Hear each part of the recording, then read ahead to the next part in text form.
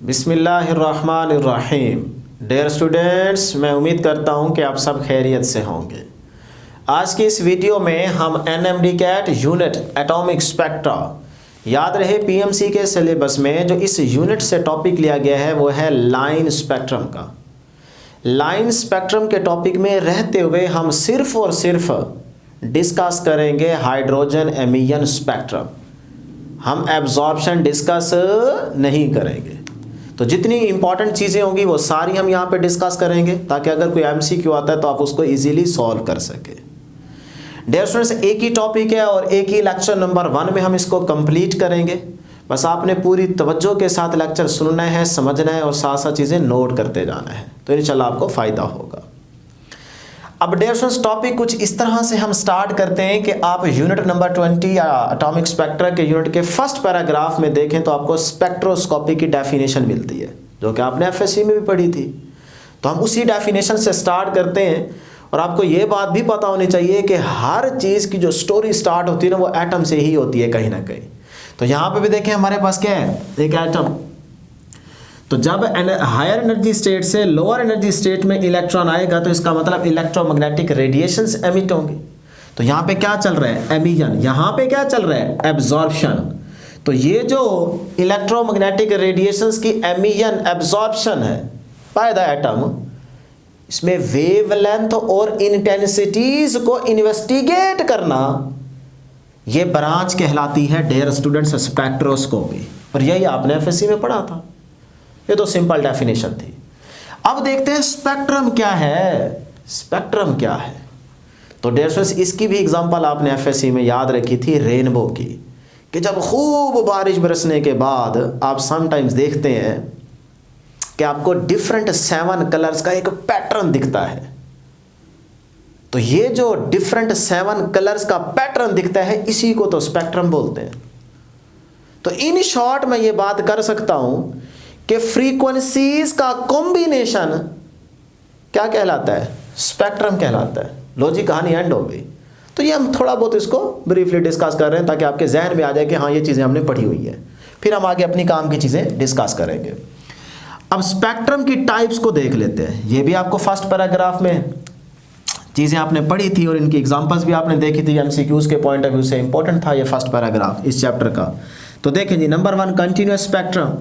तो continuous spectrum तो आपने एक्सरे का टॉपिक पढ़ा था ना, वहाँ पे कॉन्टीन्यूअस एक्सरेज भी पढ़ी थी जो सारी की सारी एक ही लाइन के अंदर प्रोड्यूस हो रही थी ना। तो इसका मतलब है कि ये एग्जांपल है किसकी, कॉन्टीन्यूअस स्पेक्ट्रम की। और अगर इससे थोड़ा सा पीछे जाएं तो आपने ब्लैक बॉडी का टॉपिक पढ़ा था। तो ब्लैक बॉडी, और ये बुक में मेंशन की हुई है बात। तो ब्लैक बॉडी क्या है, ये भी एग्जाम्पल है किसकी डियर स्टूडेंट्स, कॉन्टीन्यूअस स्पेक्ट्रम की। तो ये आपका इंपॉर्टेंट एमसीक्यूज है, इसको अंडरलाइन कर ले, नोट कर ले, ठीक है, या बुक से अंडरलाइन कर ले। नंबर 2 पे हम डिस्कस करते हैं बैंड स्पेक्ट्रम। बैंड लफ्ज़ पे गौर करें। तो डियर स्टूडेंट्स ये मॉलिक्यूल का जो स्पेक्ट्रम होता है वो बैंड स्पेक्ट्रम कहलाता है।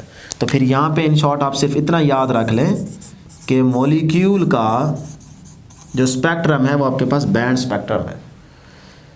अब अगर इसके थोड़ा सा बैकग्राउंड में जाएंगे तो आपने ये बात पढ़ी होगी कि भाई ये कोल्ड गैस, उसके अंदर कुछ एटम जब एक्साइट नहीं कर पाते तो उसकी वजह से 2 बैंड के बीच में एक लाइन आ जाती है। सारा कुछ आप स्क्रीन पे ऑब्जर्व कर रहे होते हैं, पढ़ रहे थे ना। तो ये क्या है, बैंड स्पेक्ट्रम। तो ये मॉलिक्यूल का जो स्पेक्ट्रम है वो बैंड स्पेक्ट्रम कहलाता है।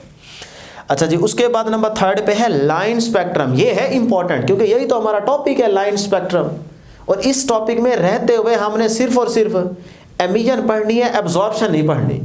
एब्जॉर्प्शन में आपको याद होगा कि लो एनर्जी स्टेट से हायर एनर्जी या किसी भी स्पेसिफिक हायर एनर्जी स्टेट में जब आप इलेक्ट्रॉन को भेजते हैं तो ये क्या है, एब्जॉर्प्शन।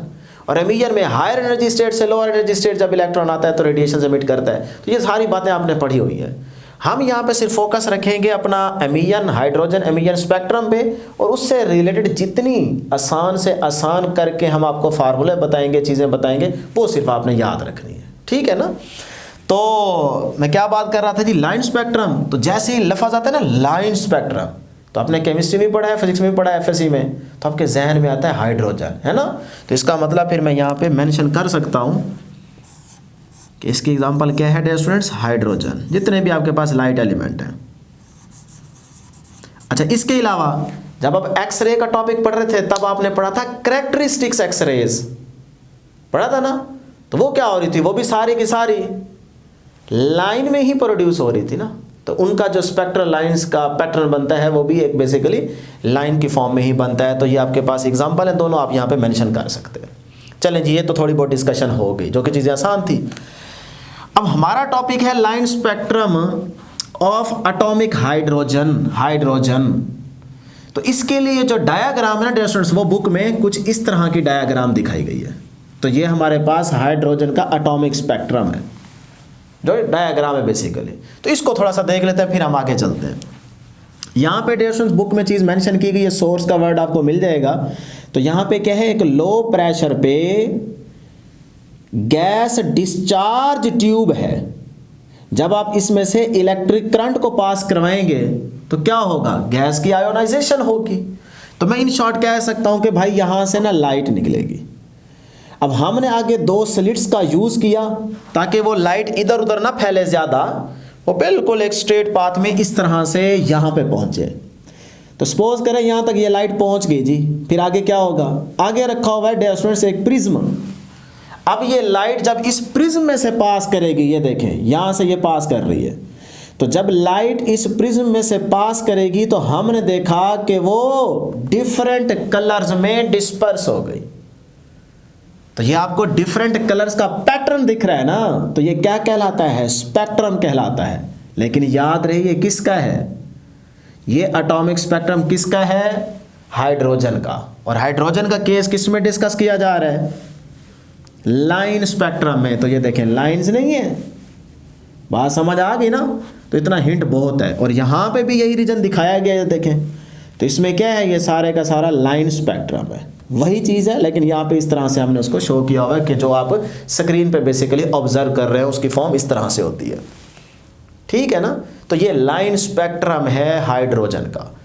क्या सिर्फ हाइड्रोजन का ही होगा, नहीं, आप कोई भी एलिमेंट लें उसका डिफरेंट ही स्पेक्ट्रम होगा। आप इसी तरह कार्बन ले लें, नाइट्रोजन ले लें, कोई लेंगे तो आप गूगल करेंगे तो आपको मिल जाएगा। लेकिन हम यहाँ पे पढ़ रहे हैं सिर्फ हाइड्रोजन। हाइड्रोजन के केस में रहते हुए आपने एमिशन स्पेक्ट्रम पढ़ना है, तो उसका पैटर्न कुछ इस तरह का आपको दिखेगा। क्लियर है जी यहाँ तक। तो ये डायग्राम कुछ आपने याद रखनी है। अब डियर स्टूडेंट्स, जैसे ही हम line spectrum of atomic hydrogen का नाम लेते हैं ना, तो हमारे जहन में कुछ सीरीज आती है, पढ़ी थी ना, लाइमन सीरीज है, बॉल्मर सीरीज है, आती है कि नहीं। तो हम उनको थोड़ा डिस्कस करते हैं और उनके मैथमेटिकल फार्मूलाए को डिस्कस करते हैं, जो कि एमसीक्यूज के पॉइंट ऑफ व्यू से इंपॉर्टेंट है। तो वो देखते हैं। डियर स्टूडेंट्स, पहले आपने एक जनरल फार्मूला याद रखना है, और वो जनरल फार्मूला ये है, 1/λ is equal to Rydberg constant. ये क्या है, रेडबर्ग। समटाइम्स इसको RH भी लिखा जाता है, पंजाब टेक्स्ट बुक में आप देखेंगे तो आपको RH मिलेगा। और अगर आप समटाइम्स इसको R लिखते हैं तो गलत नहीं है, फेडरल बुक में आपको सिर्फ R ही नज़र आएगा। तो आपकी मर्जी है, इससे आपने कंफ्यूज नहीं होना। ये RH क्या है, रेडबर्ग कांस्टेंट है। उसके बाद इनटू 1/p² - 1/n²। इसको ऐसे का ऐसे ही रट्टा मार ले। अब P क्या है और N क्या है, ये हमारे पास बेसिकली एनर्जी लेवल्स हैं, यानी कि जिनको आप कह सकते हैं स्टेट्स हैं। ये हमारे पास हाई एनर्जी स्टेट है और ये क्या है, लोअर एनर्जी स्टेट है। चले पहले इसको समझ लेते हैं, फिर हम कांस्टेंट को देखते हैं, फिर हम 1 by 1 सीरीज को डिस्कस करेंगे, ठीक है। तो इसमें P क्या है, ये भी एनर्जी स्टेट है लेकिन लोअर एनर्जी स्टेट है। तो सपोज कर लेंगे, देखें ये लोअर एनर्जी स्टेट है, P लिख दिया मैंने, और ये क्या है, हायर एनर्जी स्टेट है। तो आपने बोर के पोस्टुलेट में पढ़ा था ना थर्ड में, कि जब एक हायर एनर्जी स्टेट से इलेक्ट्रॉन लोअर एनर्जी स्टेट में आता है तो फिर डिस्टेंस क्या करता है, वो फोटॉन एमिट करता है। पढ़ा था ना, फोटॉन एमिट करता है, सही है। और जो इस फोटॉन की एनर्जी होती है वो किसके इक्वल होती है, कितनी होती है। तो डिस्टेंस फिर आपने याद रखा था कि जो फोटॉन की एनर्जी है यानी कि HF, वो बराबर होती है इन दो एनर्जीज के डिफरेंस के। तो फिर मैं लिख सकता हूं ना फार्मूला मैथमेटिकली, यहां पे लिख देते हैं कि HF इज इक्वल टू इन दोनों एनर्जीज के डिफरेंस। तो higher energy minus lower energy, तो EN माइनस का EP। ये देखें जी, तो इन दो एनर्जी स्टेट्स का जो डिफरेंस होगा उसके इक्वल होगी आपके पास एमिट वाले फोटॉन की एनर्जी। अब ये एच एफ है, तो एफ की जगह आप अगर लिखना चाहें तो सी ओवर लैम्डा भी लिख सकते हैं। तो यही चीज़ किसके इक्वल आ जाएगी, वो आ जाएगी एच सी ओवर लैम्डा। तो ये रिलेशन भी आप यूज़ कर सकते हैं। तो इसका मतलब आपको सिर्फ इस फार्मूले में हमने बताना था कि पी भी क्या है, energy level, low energy state, और ये क्या है, हाई एनर्जी स्टेट। ओके जी। अब है आर एच। फिर आर एच क्या है, रेडबर्ग कांस्टेंट। तो इसकी वैल्यू भी याद रख लें, फार्मूला भी याद रख लें, फिर हम आपको बताते हैं कि ये ओवरऑल फार्मूला कैसा फार्मूला है। तो आर एच, तो यहाँ पे लिखने लगा हूँ डियर स्टूडेंट्स, ये है आपके पास रेडबर्ग कांस्टेंट, ठीक है ना, कांस्टेंट आर एच। और इसका जो मैथमेटिकल रिलेशन है वो भी इसी चैप्टर में नेक्स्ट वाले टॉपिक में आप देखेंगे तो आपको मिल जाएगा कि R H is equal to E nought, ठीक है, ओवर डैश स्टूडेंट्स क्या था, ओवर था एच इंटू सी। ये आप नेक्स्ट टॉपिक में देखेंगे ना, आप इसी चैप्टर को ओपन करें तो आपको ये फार्मूला मिल जाएगा, ई नॉट ओवर एच सी। ये आर एच के इक्वल था, ये मैथमेटिकल रिलेशन है इसका। अब इसमें ई नॉट ये भी आपने पढ़ा था, क्वांटाइज्ड एनर्जी में आप देखेंगे तो आपको रिलेशन मिल जाएगा। और मेरा ख्याल था 2 पाई स्क्वायर के स्क्वायर एम ई की पावर 4 ओवर एन स्क्वायर ऐसे था, ठीक है, यही है। तो वो भी आपको मिल जाएगा, लेकिन हमने यहाँ पे डिस्कस नहीं करना, हमने जस्ट इसकी वैल्यू देखनी है। तो आप वहाँ पे सारी फैक्टर्स कांस्टेंट है, वैल्यूज पुट करेंगे। एच की वैल्यू आपके पास है 6.63 मल्टीप्लाई 10⁻⁻34। इसी तरह सी यूनिवर्सल कांस्टेंट है, इसकी वैल्यू 3 मल्टीप्लाई 10⁸ है। पुट करेंगे आपके पास आंसर आ जाएगा। तो आप डायरेक्ट वो वैल्यू याद रख लें, वो वैल्यू है डियर स्टूडेंट्स 1.09। आगे 74 है, बस इतना बहुत है, क्योंकि हमने जितने भी क्वेश्चंस आएंगे उसके अंदर आप इतनी वैल्यू पुट कर देंगे तो आपके पास आंसर आ जाएगा। तो इसीलिए मैं सिर्फ यहाँ पे लिख देता हूँ 1.097 भी चलो आपकी खातिर लिख दिया, मल्टीप्लाई 10⁻⁷ पर मीटर। इसका यूनिट क्या है, पर मीटर। आपको अगर याद हो तो प्लैंक्स कॉम्पटन इफेक्ट जब आप पढ़ रहे थे तो कॉम्पटन इफेक्ट में आपके पास कॉम्पटन वेवलेंथ क्या थी, H ओवर एम नॉट सी, है ना याद। तो उसका यूनिट क्या था, शाबाश सोचें जरा, उस कॉम्पटन वेवलेंथ का यूनिट क्या था, मीटर। और यहां पे देखें क्या है, पर मीटर, बस इतना सा फर्क है। तो वो भी कांस्टेंट, ये भी कांस्टेंट, ठीक है। तो अब डियर स्टूडेंट्स अगर आपको ये वैल्यू याद हो गई है तो अब जरा इस फार्मूले में गौर करें। ये भी हो गया, ये भी हो गया, ये भी हो गया। तो ये जो ओवरऑल इक्वेशन ए में आपको फार्मूला नजर आ रहा है ना, इसको बोलते हैं इंपीरिकल फार्मूला। तो इंपीरिकल फार्मूले का मतलब ये है कि ऐसा फार्मूला जिसके पीछे थ्योरी ना हो। अगर आप इसका मैथमेटिकल प्रूफ चाहेंगे तो आपको मिल जाएगा, ठीक है ना, बोर मॉडल के थ्रू आप इसका मैथमेटिकल प्रूफ कर सकते हैं। लेकिन आपने नहीं जाना इस तरफ, आपने सिर्फ और सिर्फ ये जनरल फार्मूला याद रखना है। इसमें आपको पी का पता होना चाहिए, एन का पता होना चाहिए और आर एच का पता होना चाहिए जो कि रेडबर्ग कांस्टेंट है, और उसकी ये वैल्यू पता होनी चाहिए। लो जी, इतनी आपने चीजें याद रख लेनी है। अब हम बात करते हैं सीरीज की, जिसमें हमारे पास 5 to 6 सीरीज है, वो हम डिस्कस करते हैं। और भी बहुत सारी होती है, लेकिन हमने वो डिस्कस करनी है जो हमारे सिलेबस में है। लो जी, ये कहानी जरा देखें। कहानी चल रही है हाइड्रोजन के केस की। तो जैसे हाइड्रोजन का नाम आता है ना, तो पहले जो बच्चों को कंफ्यूज करने के लिए एक चीज़ आती है, वो आती है कि भाई अगर हम सिर्फ एक इलेक्ट्रॉन की बात करें तो फिर बताएं कि एनर्जी लेवल्स कितने होंगे। तो बच्चा कहता है एक। नहीं डियर स्टूडेंट्स, अगर एक इलेक्ट्रॉन की बात हो रही है हाइड्रोजन के केस में तो फिर इसका मतलब ये हरगिज नहीं है कि एनर्जी लेवल भी एक ही होगा। तो आप यहाँ पे नोट लिख लें कि इलेक्ट्रॉन्स जो हैं वो एनर्जी लेवल्स पे डिपेंड नहीं करते, या आप यूं कह लें कि एनर्जी लेवल्स जो हैं वो नंबर ऑफ इलेक्ट्रॉन्स पे डिपेंड नहीं करते। 1 है, 2 है, 4 है, उनको कोई फर्क नहीं पड़ता। हर एनर्जी लेवल क्या होगा, डिफरेंट होगा। क्लियर है जी, नोट कर लिया। अब चलते हैं आगे। कुछ तरतीब है वो आपने याद रखनी है। नंबर 1 डियर स्टूडेंट्स, यहाँ पे हमने कुछ ऑर्बिट्स या आप कह लें स्टेट्स आपके सामने शो की हैं। 1 2 3 4 5 6 ऐसे फिर चलते जाए जितनी मर्जी, लेकिन हमने कुछ को यहाँ पे रिप्रेजेंट किया है। अब आपने एक चीज़ याद रखनी है, ये हाइड्रोजन का केस ही डिस्कस किया जा रहा है कि अगर फर्स्ट ऑर्बिट में या कह लें फर्स्ट स्टेट में 2 से 3 से 4 से 5 से 6 से 7 से कहीं से भी इलेक्ट्रॉन अगर फर्स्ट स्टेट में आएगा तो फिर क्या होगा, यहां से इलेक्ट्रोमैग्नेटिक रेडिएशंस एमिट होंगी। ऐसे ही है ना, हायर एनर्जी स्टेट से लोअर एनर्जी स्टेट में जब इलेक्ट्रॉन जंप करेगा तो फोटॉन्स एमिट होंगे ना, इलेक्ट्रोमैग्नेटिक रेडिएशंस निकलेंगे। तो वो सारी की सारी रेडिएशन जो यहां से एमिट हो रही हैं, वो उनका, या आप कह लें कि लाइन स्पेक्ट्रा जो है वो सारे का सारा लाई करेगा लाइमन सीरीज में। क्योंकि जब हम ऑब्जर्व करते हैं ना, उस पैटर्न को देखते हैं, तो वो सारे का सारा जो उनकी वेवलेंथ की रेंज आ रही होती है, या फ्रीक्वेंसी की समझ लें, एनर्जी की समझ लें, जो आपको आसान लगे लफ्ज़, वो यूवी रीजन में लाई कर रही होती है, अल्ट्रा वायलेट रीजन में लाई कर रही होती है। तो जिसकी वजह से हम उस सीरीज को नाम देते हैं डियर स्टूडेंट्स लाइमन सीरीज का। तो फिर मैं यहाँ पे कह सकता हूँ, बस आपने ना, अच्छा इसमें ज़्यादा डिटेल में नहीं जाना, आपने सिंपल सिर्फ इतना नाम याद रखना है कि किसी भी ऑर्बिट से जब फर्स्ट ऑर्बिट में, मीन्स के फर्स्ट स्टेट में इलेक्ट्रॉन आएगा तो ये आपके पास लाइमन सीरीज कहलाएगी।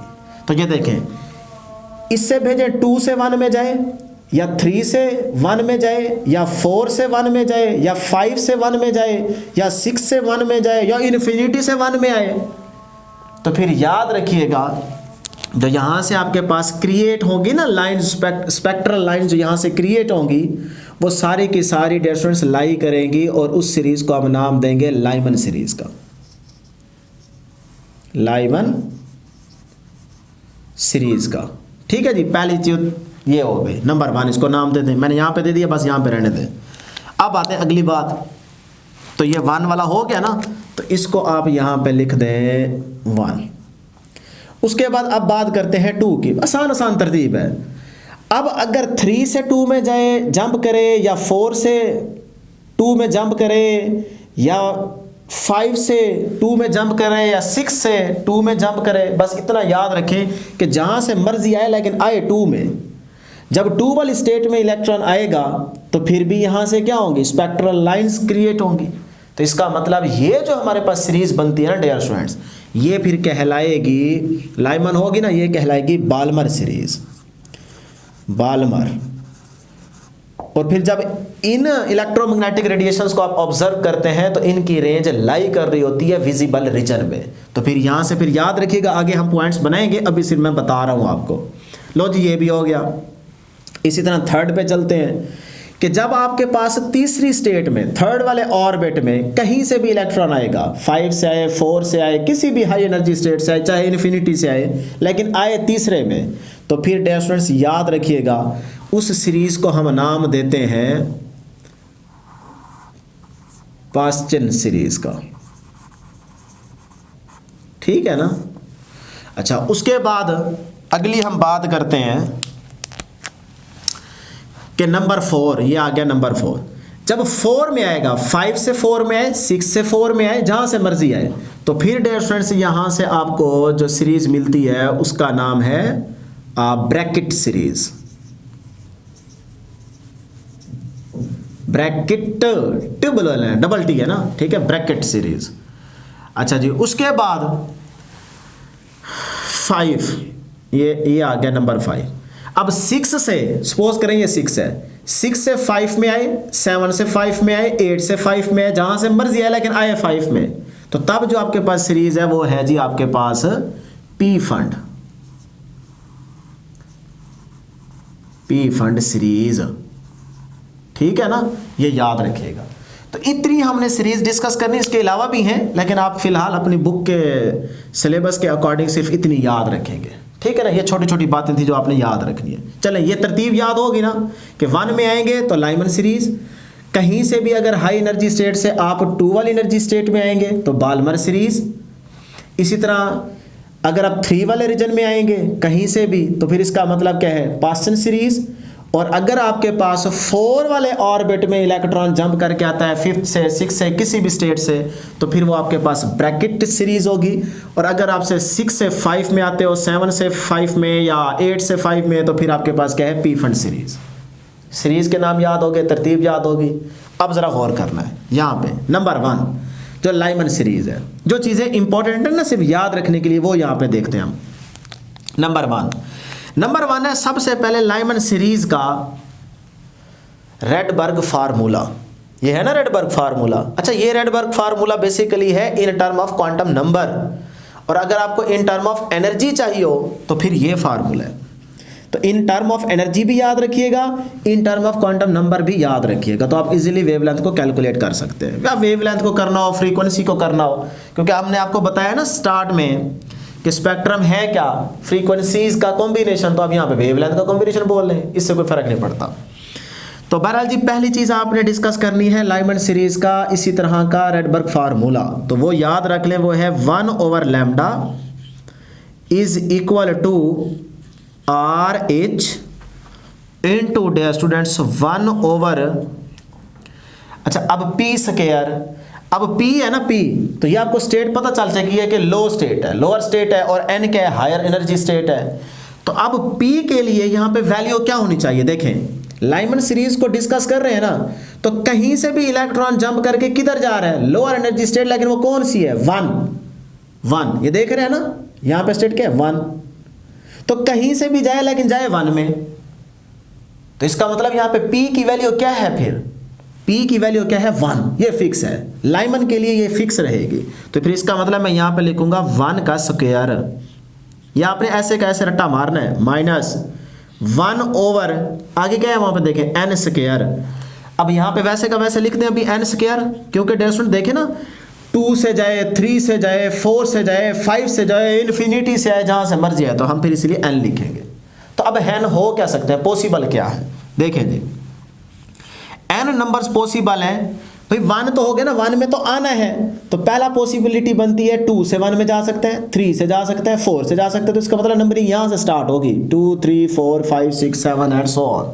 तो फिर मैं लिख सकता हूँ कि लाइमन सीरीज के अंदर ये जो n है ये होगा 2 3 4, इसी तरह फिर एंड सो ऑन, चलते जाए इन्फिनिटी तक। क्लियर। अब एक चीज़ बड़ी इंपॉर्टेंट है, वो याद रखिएगा कि लाइमन सीरीज जिस रीजन में लाई करती है ना, वो है यूवी रीजन।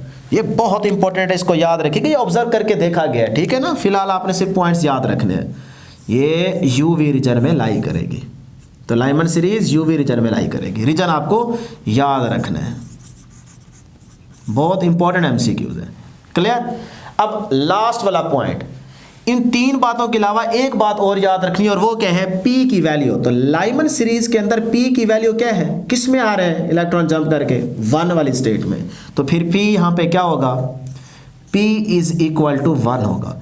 ये बहुत इंपॉर्टेंट है, बस P और N को आपने याद रखना है, तो जिस तरह का मर्जी MCQ आएगा ना इससे रिलेटेड, तो आप उसको इजीली सॉल्व कर सकेंगे। तो यहाँ पे देखा ना P की वैल्यू क्या आई है 1, तो P इस केस में क्या रहेगा, 1 रहेगा। क्लियर है जी। अब आते नेक्स्ट हमारे पास है बाल्मर सीरीज। इसी तरह फार्मूला इसका भी याद रखें बाल्मर सीरीज का, तो ये होगा dear students 1/λ is equal to RH into 1/P square. अब भाई बाल्मर का P देख लें, तो बाल्मर का P क्या है 2। अब 1 वाले से 2 नहीं करना, वो तो फिर एब्जॉर्प्शन चली जाएगी ना, हम एमिशन पढ़ रहे हैं। देखें 1 से 2 में भी तो आ सकता है ना, लेकिन वो आप केस डिस्कस नहीं कर रहे, वो एब्जॉर्प्शन है, हम एमिशन पढ़ रहे हैं, ठीक है ना। तो इसका मतलब 3 से 2 में जा सकता है, 4 से 2 में जा सकता है, 5 से 2 में जा सकता है, या इन्फिनिटी से आ सकता है 2 में। तो ये सीरीज बाल्मर सीरीज है ना, तो फिर इसका मतलब इसमें P की वैल्यू क्या होगी, देखिए किस में आ रहे हैं, 2 में आ रहे हैं, तो इसका मतलब फिर P क्या रहेगा, P रहेगा 2, तो 2 का स्क्वायर माइनस 1/n का स्क्वायर, और ये ब्रैकेट क्लोज। लो जी, ये आपके पास बाल्मर सीरीज का फार्मूला आ गया। और पहले जो हमारे पास सीरीज कैलकुलेट की गई थी या इन्वेस्टिगेशन हुई, वो हमारे पास बाल्मर सीरीज ही पहले इसको फाइंड आउट किया गया था, ठीक है ना। वैसे मैंने तरतीब आपको ये बताई है, नंबर 1 है, लेकिन ये पहले हमने बाल्मर सीरीज को ही फाइंड आउट किया था, ठीक है। वो आप पहला फर्स्ट पैराग्राफ पढ़ेंगे तो आपको पता चल जाएगा इस टॉपिक का।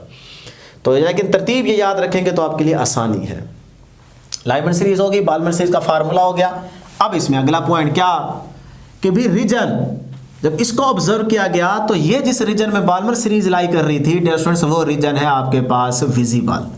और ये आप साइड इंफॉर्मेशन देखिएगा इस टॉपिक की, वहाँ पे एक बहुत इंपॉर्टेंट इंफॉर्मेशन लिखी है, और वो ये कि भाई ये वाहिद सीरीज है जो विजिबल रीजन के अंदर लाई करती है। और विजिबल रीजन आपको याद होगा, मैंने आपको बताया था, कैसे याद रखा था आपने, ये देखें रोए रोए ये गी, रोएगी बन गया ना, और आगे क्या है बीवी, तो ये देखें रोएगी बीवी, ये आपके पास विजिबल रीजन है।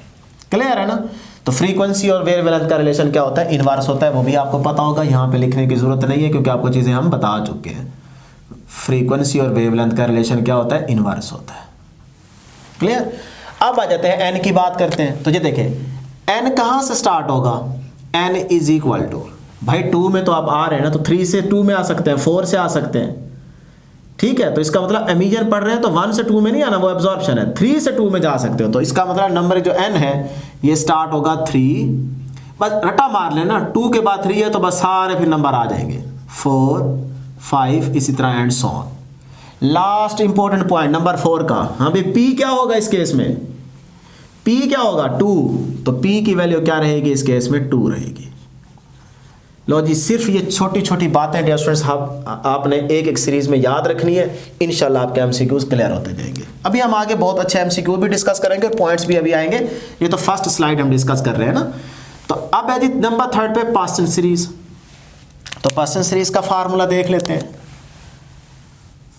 1/λ is equal to R H into 1/, हाँ जी p बताएं जी, पास्टन में p क्या होगा, 3rd में आना है ना, तो इसका मतलब p की वैल्यू क्या रहेगी 3 का स्क्वायर माइनस 1/n का स्क्वायर। लो जी, अब डियर स्टूडेंट्स इसका जो रीजन है हमारे पास, ये पास्टन सीरीज जिस रीजन में लाई करती है वो है जनाब आपके पास इंफ्रारेड। क्या है, इंफ्रारेड, ये पॉइंट याद रखिएगा।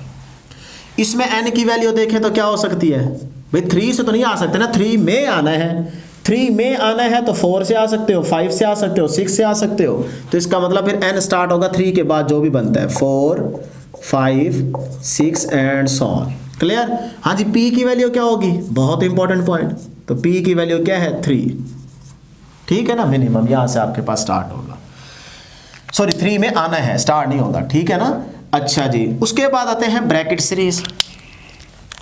तो ब्रैकेट सीरीज में जो फार्मूला रहेगा वो होगा 1/λ is equal to R H into 1/, हाँ जी n कितना रहेगा, आप देखें जरा, 4 में आना है आपने, कहीं से भी आओ लेकिन आओ 4 में, तो 4 का स्क्वायर माइनस 1/n का स्क्वायर। अब ये भी डियर स्टूडेंट्स जिस रीजन में लाई करती है ब्रैकेट सीरीज वो है आपके पास इंफ्रारेड, ठीक है ना। अच्छा, इसके बाद n की अगर हम बात करें तो देखें 4 के बाद क्या है 5, तो 5 से 4 में आ सकते हो, 6 से 4 में आ सकते हो, 7 से 4 में आ सकते हो, इसी तरह एंड सो ऑन। लो जी, p की वैल्यू क्या रहेगी, तो p आपके पास रहेगा 4, देखें ब्रैकेट में p क्या रहेगा 4 रहेगा। उसके बाद लास्ट है p फंड। तो p फंड सीरीज में डियर स्टूडेंट्स आपने याद रखना है कि 1/λ is equal to R H into 1/5 का स्क्वायर माइनस 1/n का स्क्वायर, ठीक। अब ये जिस रीजन में लाई करती है आपके पास p फंड सीरीज वो है आपके पास इंफ्रारेड, ये भी इंफ्रारेड रीजन में लाई करती है। इसमें n क्या रहेगा, n रहेगा डियर स्टूडेंट्स 5 में आना है, तो आगे ऑर्बिट क्या है 6 से 5 में आ सकते हो, तो फिर नंबर 6 7 8 एंड सो ऑन। भाई p क्या होगा, p इज इक्वल टू क्या होगा 5, बस p और n को याद रखना है। अब इसमें भी इंफ्रारेड, इसमें भी इंफ्रारेड, इसमें भी इंफ्रारेड, तो इसका मतलब फिर बच्चे कंफ्यूज हो जाते हैं डियर स्टूडेंट्स। असल में मतलब ये है कि जो आपके पास इंफ्रारेड का रीजन होगा ना, रीजन ये सपोज करें रीजन है, तब इसका मतलब होगा ये जो पहले वाली है ना आपके पास है पास्टन सीरीज, ये कहीं समझ लें ये मिड है, ठीक है, वो कहीं यहाँ पे लाई कर रही होगी उसका रीजन, फिर इसी तरह थोड़ा आगे जाएंगे ये वाला रीजन लाई कर रहा होगा, फिर इस तरह थोड़ा और आगे जाएंगे तो ये वाला रीजन आ जाएगा। तो ये जो बाकी आगे आते जा रहे हैं ये फॉर है, यानी कि थोड़ा सा दूर है, फिर इस तरह से आगे सारा आपके पास और रीजन आ जाएगा। तो रहेंगे रीजन की रेंज के अंदर, ये रेंज है डिफरेंट, रीजन एक है इंफ्रारेड का, उसके अंदर अंदर रहेंगे लेकिन कुछ दूर और कुछ करीब। तो ये इस तरह से इंफ्रारेड है लेकिन एक वैल्यू फिक्स नहीं रहेगी। क्लियर है जी। अब डियर स्टूडेंट्स हमारे पास इस स्लाइड पे कुछ इंपॉर्टेंट चीज़ें हैं, ये डिस्कस कर लेते हैं। अभी प्रीवियस स्लाइड के अंदर आपने देखा कि डिफरेंट सीरीज में डिफरेंट फार्मूला यूज़ हो रहे थे, तो इसी तरह समटाइम्स एमसीक्यूज में पूछा जाता है लैम्डा मिनिमम और लैम्डा मैक्सिमम की वैल्यू। तो आपको ये भी पता होना चाहिए कि लैम्डा मिनिमम और लैम्डा मैक्सिमम को कैसे कैलकुलेट करते हैं। फिर समटाइम्स आपसे रेशो पूछी जाती है। तो ये सारी छोटी छोटी चीज़ें हम और डिस्कस कर लेते हैं। तो पहले नंबर पे डिस्कस करते हैं जी लैम्डा मिनिमम। लैम्डा मिनिमम की डियर स्टूडेंट्स अगर हमें वैल्यू कैलकुलेट करनी हो तो फिर याद रखिएगा, आपने एक चीज़ पढ़ी हुई है कि फॉर एग्जांपल अगर ये हमारे पास स्टेट 1 है, ये स्टेट 2 है, ये स्टेट 3 है, ये स्टेट क्या है 4। अब अगर इलेक्ट्रॉन 2 वाली स्टेट से आता है 1 में, अब इस केस में क्या है एनर्जी कम।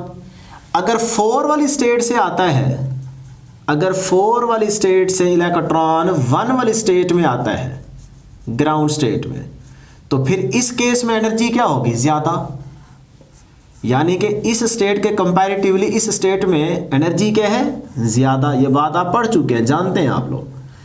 अब अगर मैं मैक्सिमम की बात करूं एनर्जी की, तो वो कब होगी जब इलेक्ट्रॉन इन्फिनिटी से आएगा ग्राउंड स्टेट में, ऐसी है ना। तो इस केस में एनर्जी बहुत ज़्यादा होगी। तो अब आप एक रिलेशन ये पढ़ चुके हैं डियर स्टूडेंट्स कि एनर्जी डायरेक्टली प्रोपोर्शनल होती है फ्रीक्वेंसी के, और फ्रीक्वेंसी इन्वर्सली प्रोपोर्शनल होती है डियर स्टूडेंट्स किसके, लैम्डा के, वेवलेंथ के। इसका मतलब अगर यहाँ पे मेरे पास एनर्जी ज़्यादा, जब इलेक्ट्रॉन इन्फिनिटी से आ रहा होगा तो एनर्जी ज़्यादा, एनर्जी अगर ज़्यादा तो फिर इसका मतलब फ्रीक्वेंसी ज़्यादा, अगर फ्रीक्वेंसी ज़्यादा तो लैम्डा डियर स्टूडेंट्स कम। तो हम मुझे क्या चाहिए लैम्डा मिनिमम। तो इसका मतलब इस केस में अगर मैं लैम्डा मिनिमम को कैलकुलेट करना चाहता हूं तो मेरे पास जो एन स्टेट बनती है वो कौन सी होनी चाहिए, इन्फिनिटी, क्योंकि जब वहां से इलेक्ट्रॉन आएगा तो उस केस में एनर्जी क्या होगी ज़्यादा, तो वेवलेंथ क्या हो जाएगी बहुत कम। तो फिर मैं लैम्डा मिनिमम को कैलकुलेट करूंगा इसी रेडबर्ग फार्मूले को यूज करते हुए कि 1 lambda minimum is equal to Rydberg constant into 1 p square. अब पी की वैल्यू आप 1 ले लें, चाहे आप 2 की बात करना चाह रहे हैं तो वहां से आप जिस तरह से स्टेट चेंज करते जाएंगे वो आपके पास आती जाएगी वैल्यू। तो अभी जनरल फार्मूला अगर लिखना है तो मैं यहाँ पे पी लिख देता हूँ, तो पी स्क्वायर माइनस 1/n। अब n तो आपको पता चल गया ना, क्योंकि लैम्डा मिनिमम चाहते हो तो फिर n क्या होना चाहिए, इन्फिनिटी। तो फिर यहाँ पे डिस्टेंस आप क्या पुट कर देंगे, इन्फिनिटी। ये है आपके पास लैम्डा मिनिमम को कैलकुलेट करने का फार्मूला। लो जी, अब ये आपके पास 0 हो जाएगा। पी की वैल्यू पुट करेंगे, रेडबर्ग कांस्टेंट की वैल्यू आपको पिछली स्लाइड में मैंने बताई थी। इस तरह से जो भी आंसर आएगा उसका आप उलट कर देंगे, क्योंकि लैम्डा मिनिमम आपको चाहिए ना, तो आपके पास वैल्यू आ जाएगी लैम्डा मिनिमम की। तो इस तरह डियर स्टूडेंट्स आपने लैम्डा मिनिमम को कैलकुलेट कर लेना है। ठीक हो गया। अब बात करते हैं लैम्डा मैक्सिमम की। भाई उसका क्या करना है, उसका उलट करना है। वहां पे n क्या होना चाहिए, इन्फिनिटी। अब मैक्सिमम कब होगा, जब 2 वाली स्टेट से ग्राउंड स्टेट में आएगा। और 2 वाली स्टेट हमारे पास बेसिकली क्या है, फर्स्ट एक्साइटेड स्टेट है ना।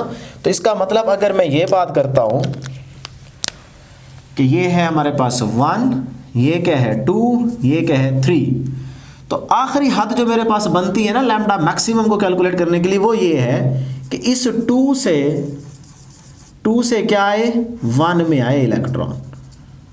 अब देखें अगर 3 से आ रहा है 1 में, तो इन दोनों में से बताएं मुझे लैम्डा मैक्सिमम किस केस में है, इस केस में, क्योंकि यहाँ पे एनर्जी ज़्यादा है। तो इस केस में अगर एनर्जी ज़्यादा तो लैम्डा कम। इसमें देखें इसके कंपैरेटिवली एनर्जी क्या है, एनर्जी है डियर स्टूडेंट्स कम। तो अगर एनर्जी कम तो फिर रिलेशन आप पढ़ चुके हैं अभी ये वाला, तो E directly proportional to F, F directly proportional to lambda. तो अब एनर्जी कम तो फ्रीक्वेंसी कम, फ्रीक्वेंसी कम तो लैम्डा ज़्यादा। तो इस तरह डियर स्टूडेंट्स फिर से आप ये फार्मूला यूज़ करेंगे, 1 lambda maximum is equal to Rydberg constant into 1 p की जगह चाहे 1 लिख दें, कोई ऐसा मसला नहीं है, मैं अभी जनरल समझाने के लिए लिख रहा हूँ। तो माइनस 1/n। अब n क्या है, देखें n अब क्या है, अगर आपको मैक्सिमम लैम्डा चाहिए तो सिर्फ और सिर्फ उसकी एक ही कंडीशन बनती है कि 2 से इलेक्ट्रॉन 1 में आए। तो फिर n क्या बन गया आपके पास 2, तो ये आ गया जी 2 का स्क्वायर। इस तरह से डियर स्टूडेंट्स आप वैल्यूज पुट करके आंसर निकाल सकते हैं लैम्डा मैक्सिमम। तो ये मैक्सिमम को फाइंड आउट करने का तरीका है और ये लैम्डा मिनिमम को कैलकुलेट करने का तरीका है। ठीक है जी। अब हम जरा बात करते हैं रेशो की। भाई ये रेशो कैसे कैलकुलेट करेंगे, कोई भी वो आपके पास सीरीज आ सकती है, ठीक है ना। तो अब जरा इसके लिए रिलेशन देखिएगा। फॉर एग्जाम्पल आपको वो दे देता है पास्टन सीरीज दे देता है, बाल्मर सीरीज दे देता है, कुछ भी दे देता है। मैं बाल्मर सीरीज की अगर बात करूं तो वो कहेगा जी बाल्मर सीरीज में lambda maximum to the lambda minimum की रेशो कैलकुलेट करें। ठीक है, ऑप्शन तो आपके सामने होंगी लेकिन आपको तरीका आना चाहिए। तो आप कैसे करेंगे, आप देखें ज़रा, आपको ये याद है कुछ बच्चे ना ऐसे फार्मूला अप्लाई करने बैठ जाएंगे। Lambda maximum to the minimum की रेशो निकालनी है ना, तो 1 over lambda maximum is equal to Rydberg constant into 1 over, अब P क्या है बाल्मर सीरीज में, हाँ जी बोले शाबाश, बाल्मर सीरीज में P क्या होता है 2 है ना, तो 2 का स्क्वायर माइनस 1 ओवर, अब पता चलेगा। देखें मैक्सिमम चाहिए लैम्डा मैक्सिमम, तो फार्मूले में क्या आएगा यहाँ n की जगह 2, तो ये आ गया 2 का स्क्वायर। ठीक है डियर स्टूडेंट्स। अब देखें maximum divided by 1 over lambda, क्योंकि बच्चों को ये फार्मूला याद है ना 1 ओवर लैम्डा, वो डायरेक्ट उलट नहीं करेंगे, इधर भी ये क्या आएगा डिवीजन आ जाएगी, रेडबर्ग कांस्टेंट इनटू 1 ओवर, हाँ जी मिनिमम में P की वैल्यू क्या रहेगी यही 2, तो 2 का स्क्वायर माइनस 1 ओवर, हाँ जी लैम्डा मिनिमम में n क्या होना चाहिए इन्फिनिटी, तो ये आ जाएगा इन्फिनिटी। लो जी, अब फिर वो क्या करेंगे, क्योंकि उनको lambda maximum to the lambda minimum, तो इसको भी रिवर्स, ये ऑटोमेटिकली ऊपर चला जाएगा, ये ऑटोमेटिकली नीचे आ जाएगा, इधर से ये भी उलट हो जाएगा। तो अब बच्चे क्या करते हैं फिर दोबारा इसको लिखने बैठ जाते हैं, एक दफ़ा ये ऊपर ये नीचे, अब लैम्डा मिनिमम ऊपर लैम्डा मैक्सिमम नीचे, जबकि हमें चाहिए मैक्सिमम ऊपर मिनिमम नीचे, तो फिर वो इसको उलट कर देते हैं। तो मैं यहाँ पे डायरेक्ट कर देता हूँ उलट, ये आ गया lambda minimum is equal to RH into 1 over 2 का square minus 1 over infinity divided by ये वाला 1 ओवर 2 का स्क्वायर और माइनस 1 ओवर 2 का स्क्वायर, ये इस तरह से। अब इसको सॉल्व करेंगे, RH से कैंसिल हो जाएगा, बाकी चीज़ इस तरह से करते करते वो maximum to the minimum ratio निकाल लेते हैं। लेकिन डियर स्टूडेंट्स देखें कितना टाइम आपका वेस्ट होगा। तो आप ये वाला तरीका फॉलो ना करें, इतना टाइम आपके पास नहीं है, आप एक शॉर्ट ट्रिक यूज़ करें। क्या जी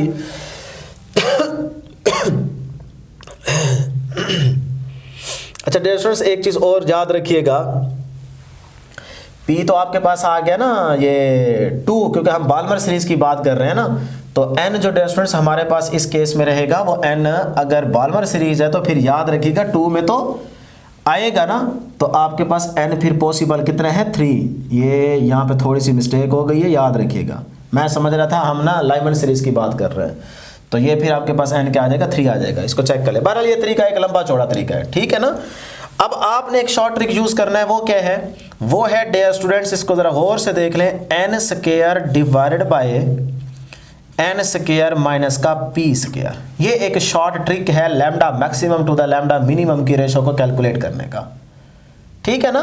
तो अब देखें जरा हमें कौन सी सीरीज डिस्कस करनी थी, यहाँ पे बाल्मर सीरीज। तो बाल्मर सीरीज में n क्या था, n हमारे पास क्या था डियर स्टूडेंट्स 3, क्योंकि 2 में तो आते हैं ना, नहीं है याद, 2 में तो आएंगे ना, 3 से आ सकते हैं, 4 से आ सकते हैं, 5 से आ सकते हैं, ठीक है। तो इसका मतलब n क्या है हमारे पास 3, तो ये आ जाएगा डियर स्टूडेंट्स 3 का स्क्वायर डिवाइडेड बाय n कितना है फिर 3, तो 3 का स्क्वायर माइनस p हमारे पास कितना है डियर स्टूडेंट्स 2, क्योंकि 2 में तो आना है ना, ठीक है, जिसमें आ रहे हैं वो p है, जिससे आ रहे हैं वो n है, जिस स्टेट से आते हैं वो n, जिस स्टेट में आते हैं वो p, याद है ना। तो ये आपने वैल्यू पुट कर दीजिए, इसका ऊपर स्क्वायर आ जाएगा। अब 3 का स्क्वायर क्या होगा 9 डिवाइड बाय 3 का स्क्वायर 9 माइनस 2 का स्क्वायर 4। तो ये आपके पास आ जाएगा जी 9/9 डिवाइड बाय 9 में से 4 को निकालें 5। लो जी, ये आपके पास lambda maximum to the lambda minimum की रेशो आ गई है। तो इस तरह से आप कैलकुलेट कर सकते हैं। वो कोई भी अगर सीरीज कहेगा तो आप इजीली ये वाला शॉर्ट ट्रिक यूज करके lambda maximum to the lambda minimum की रेशो कैलकुलेट कर सकते हैं। क्लियर है जी। अब डियर स्टूडेंट्स लास्ट टॉपिक है हमारे पास, और इसके बाद कुछ चीज़ें और हैं इंपॉर्टेंट बोहर के मॉडल के अकॉर्डिंग, तो वो भी डिस्कस कर लेते हैं क्योंकि वहाँ से भी समटाइम्स एमसीक्यूज देखा जाएगा। Number of possible spectral lines, यानी कि अगर आपके पास इलेक्ट्रॉन किसी भी एनर्जी लेवल से किसी लोअर एनर्जी स्टेट में लेवल में आ रहा है तो क्या कर रहा है, स्पेक्ट्रल लाइंस एमिट कर रहा है ना। यही चीज़ें हम डिस्कस करते चले आ रहे हैं।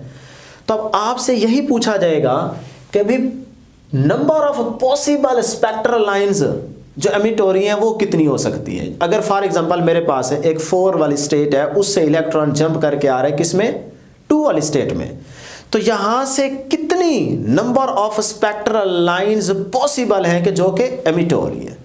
तो एमिटेड स्पेक्ट्रल लाइंस कितनी पॉसिबल हो सकती है जब 4 से 2 वाली स्टेट में आपका इलेक्ट्रॉन जंप करेगा। इस तरह से वो आपसे पूछ सकता है 7 से 2 में जब इलेक्ट्रॉन जंप करेगा तब कितनी number of emitted spectral lines possible है। इसी तरह से वो 9 से जब 4 में आ रहा है तब कितनी है। तो ये सारी बातें समझ गए ना। तो इस तरह number of emitted spectral lines अगर आपको कैलकुलेट करनी हो तो वो तरीका भी आना चाहिए। तो अब 2 इसके केसेस हैं। नंबर 1 यहाँ पे डिस्कस करते हैं। हमारे पास स्टेट है 1 2 3 4, इस तरह से भी चलते जाए।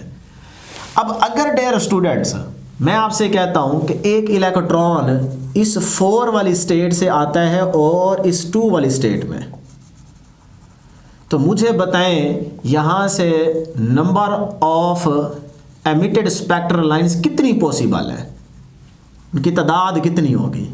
ठीक है, इसका मुझे आंसर चाहिए। बात समझ रहे हैं ना। तो आप कैसे कैलकुलेट करेंगे। अब इसके लंबे चौड़े फार्मूले यूज नहीं करना है, इसके लिए भी एक शॉर्ट ट्रिक है, तो वो आपने यूज करना है, वो जरा गौर से सुन लें। अच्छा, इसी तरह से इसका भी बताता हूं। फिर आपसे ये पूछा जाए कि अगर 3 वाले एनर्जी लेवल से 1 वाले में इलेक्ट्रॉन जंप कर रहे हैं तब कितनी number of spectral lines emit होंगी। इसी तरह से वो पूछ सकता है 2 वाली से 1 में जब आएगी इलेक्ट्रॉन तब कितनी number of spectral lines emit होंगी। इसी तरह से पूछ सकता है कि 4 वाली से जब 2 में आएंगे तब कितनी स्पेक्ट्रल लाइंस एमिट हो सकती हैं। बात समझ रहे हैं। यानी कि यहां पे कोई स्पेसिफिक एनर्जी लेवल नहीं कहा गया कि जिसमें आएंगे तो बताएं, ऐसा नहीं है। कहीं से किसी भी स्टेट में आ सकते हो, तब नंबर ऑफ स्पेक्ट्रल लाइंस आपको कैलकुलेट करनी है। तो उसका फिर तरीका याद रख ले। उसका शॉर्ट ट्रिक जो आपने यूज करना है वो है dear students n2 minus n1 into n2 minus n1 plus 1 divided by dear students 2 divided by 2। ये एक शॉर्ट ट्रिक होगा जो आप यूज करेंगे। अब अगली बात भाई, ये n2 और n1 क्या है। याद रखिएगा, जिस एनर्जी लेवल से आपका इलेक्ट्रॉन आ रहा है, जिससे आ रहा है वो क्या है state n2 higher energy state, जिसमें आ रहा है वो क्या है लोअर एनर्जी स्टेट, उसका मतलब है n1। अब देखें, अगर 3 से 1 में आ रहे हैं तब आपके पास 3 वाली स्टेट क्या है n2, जिसमें आ रहे हैं वो क्या है n1। क्लियर है ना। अब देखें आपके पास वैल्यूज हैं पड़ी, आप पुट कर दें। देखें अगर मुझे आंसर चाहिए तो n2 कितना है 3, तो 3 माइनस n1 कितना है 1 इंटू n2 माइनस n1 फिर से आ गया, n2 कितना है 3 माइनस 1 और प्लस ये 1 डिवाइड बाय 2। अब 3 1 2 आ जाएगा, इधर से भी 2 प्लस 1 3 आ जाएगा। तो मैं डायरेक्ट लिख देता हूँ यहाँ पे 3, क्योंकि 1 1 से कैंसिल हो गया ना। तो ये आ गया जी 3 डिवाइड बाय 2, तो 2 2 से कैंसिल, आंसर क्या आ गया 3। लो जी आपके पास आंसर आ गया। इतनी number of spectral lines emit होंगी जब आपका इलेक्ट्रॉन 3 से 1 वाले स्टेट में जंप करेगा। अच्छा, इसी तरह अगर वो यहां से पूछ रहा था के 4 वाली से 1 में आते हो या 4 वाली से 2 में आ रहे हो। अच्छा, 4 वाली से 2 में आओ तो फिर n2 क्या है 4। इसी तरह n1 क्या है, अब वो है n1 ये, ठीक है, ये n1 आ गई, n2 आ गया, तो n1 कितना है 2, n2 कितना है 4, तो जहां पे n2 है वहां पे 4 पुट कर दें, जहां पे n1 क्या है वहां पे आप 2 पुट कर दें, तो आपके पास आंसर आ जाएगा। तो इस तरह जिस मर्जी स्टेट से आप जिस मर्जी स्टेट में आ रहे हैं, जिस मर्जी स्टेट से जिस मर्जी स्टेट में आ रहे हैं, तब आपके पास फार्मूला ये यूज होगा।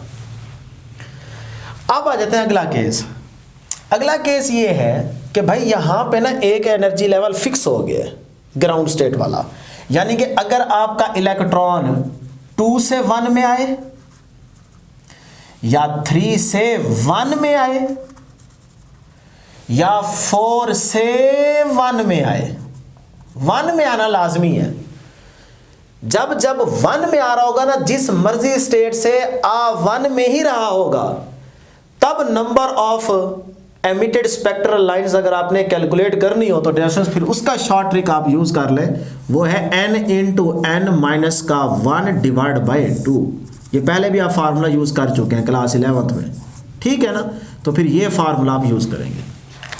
अब देखें इसमें आपके पास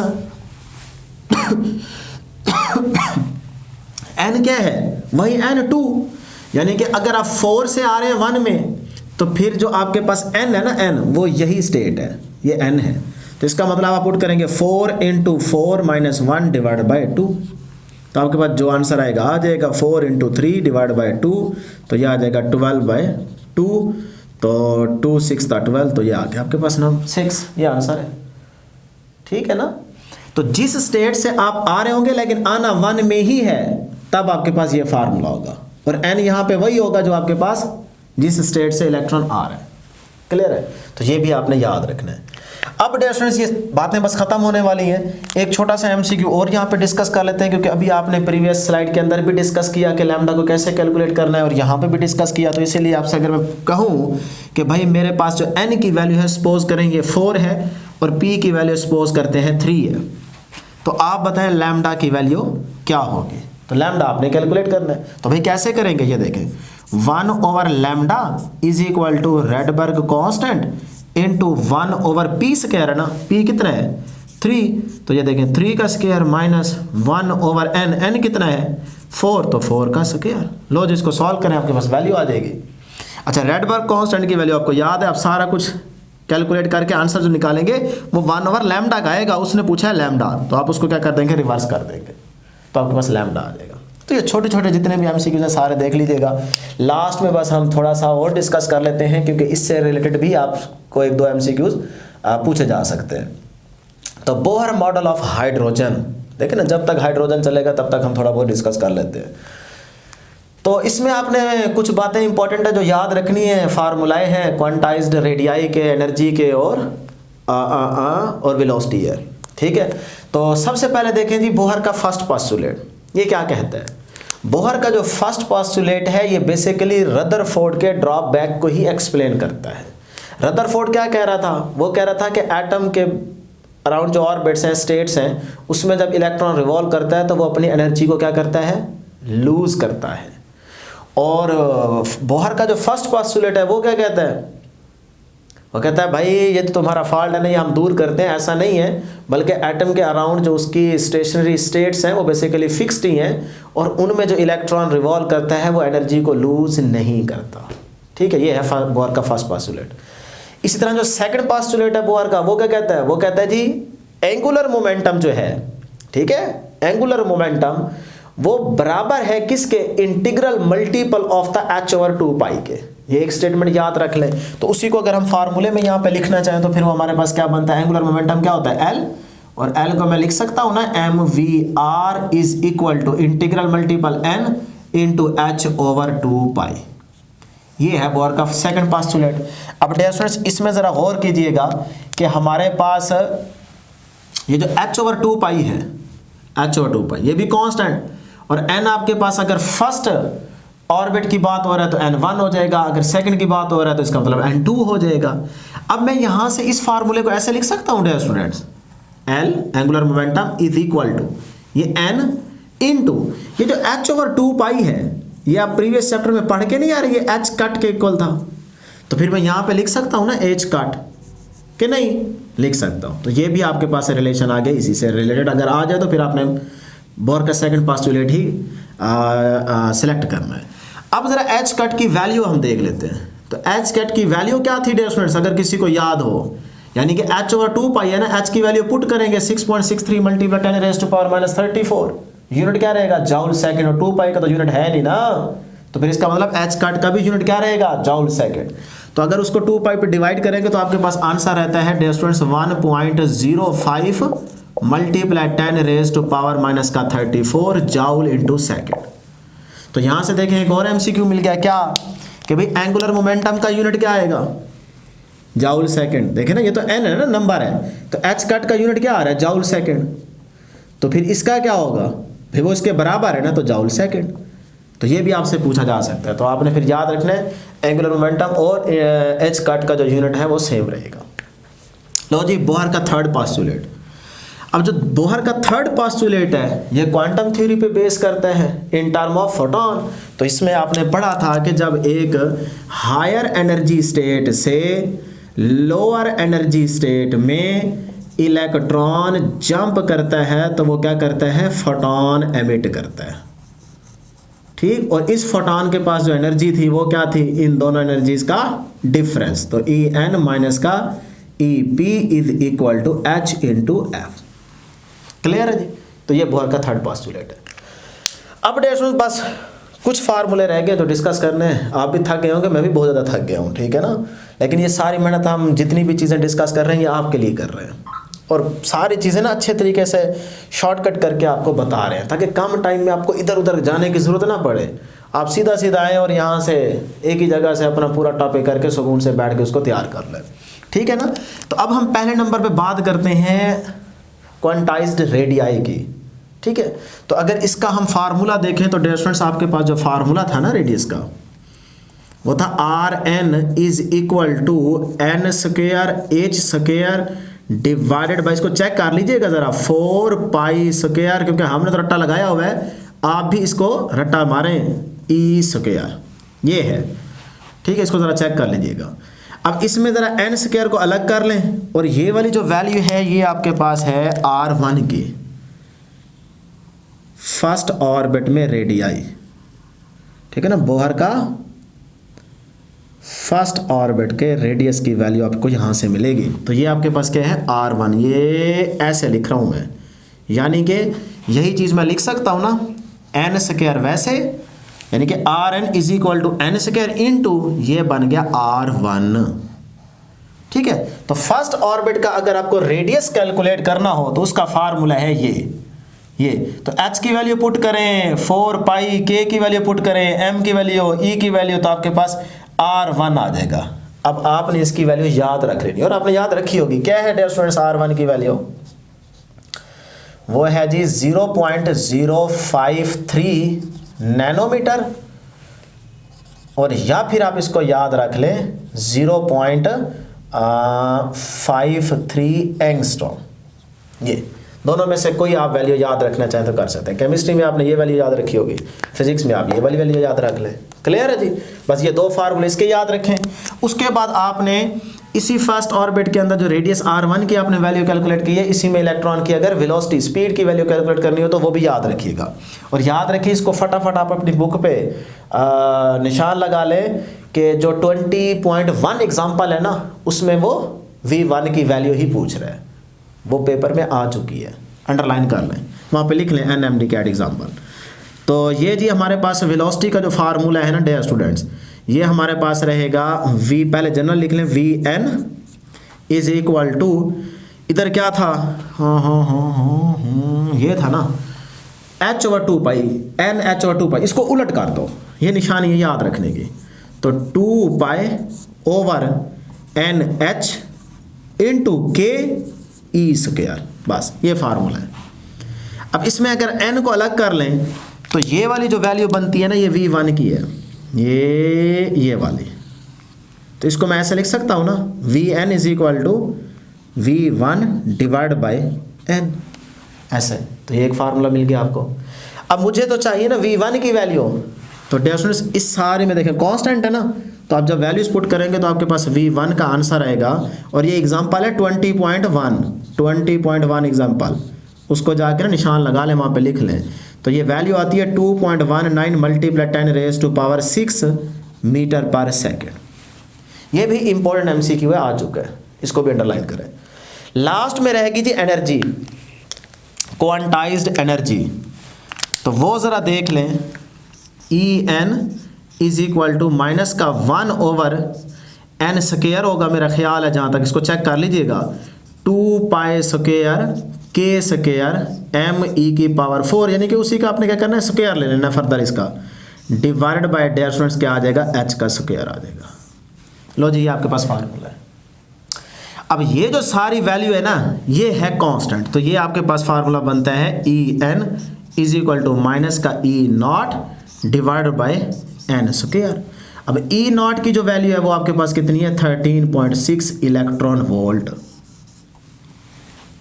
इस तरह से डियर स्टूडेंट्स ये भी आपने एनर्जी का रिलेशन याद रखना है।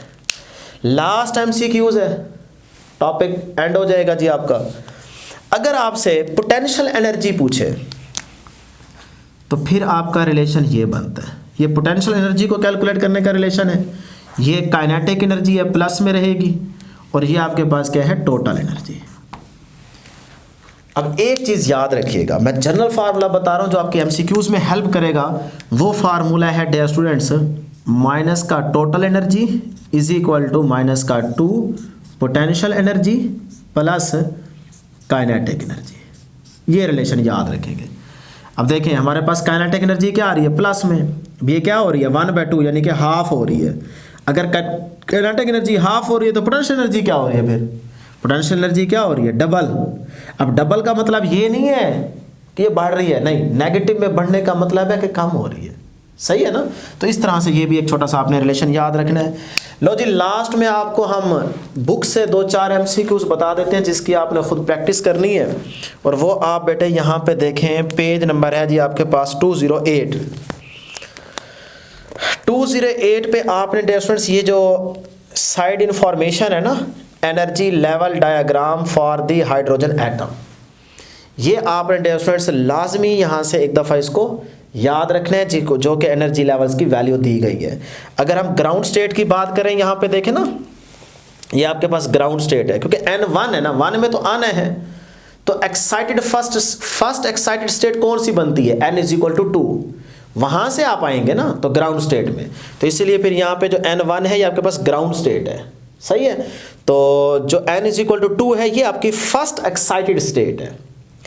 तो अगर आप 2 पे देख रहे हैं तो एनर्जी क्या है, माइनस का 3.40 इलेक्ट्रॉन वोल्ट, अपनी बुक निकाल लीजिएगा बेटे, देख लीजिएगा।